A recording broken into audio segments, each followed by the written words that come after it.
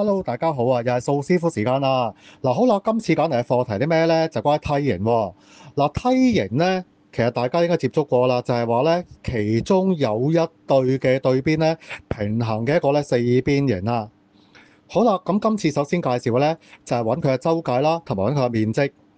嗱，梯形周界咧就係將四條邊咧嘅長度加晒佢啦，咁等於四邊總和。好啦，梯形面積點樣計啊？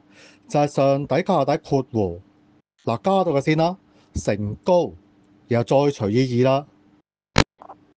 睇睇咧第一個例子啦，等腰梯形啦，每一條等腰咧係長18cm。嗱，上底嘅長度咧係腰長嘅一半，下底嘅長度咧係上底嘅2倍。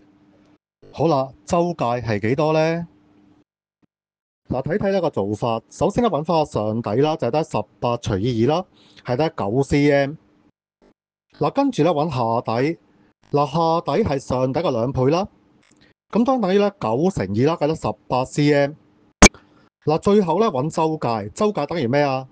首先兩條腰長就係18乘2啦，再加上底係9，再加下底係18，計得係36加27。嗱，最後計到咧呢個等腰梯形嘅周界咧就係63cm 啦。嗱，跟住咧睇睇咧第二個例子啦。嗱，梯形嘅下底係12cm 啦。嗱，上底嘅長度咧下底嘅2/3，高係15cm，面積係幾多咧？嗱，睇睇呢個做法，首先咧計翻咧呢個梯形嘅上底啦，就得12啦，乘以2/3，咁約簡啦，得4乘2啦，計到係8cm。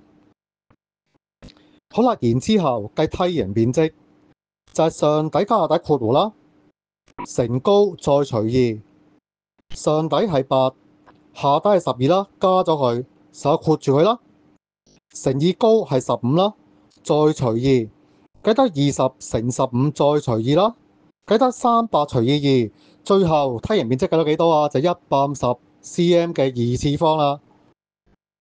多謝大家咧收睇咧我哋嘅片啦，記得 like、subscribe 同埋 share 俾身邊嘅朋友啦。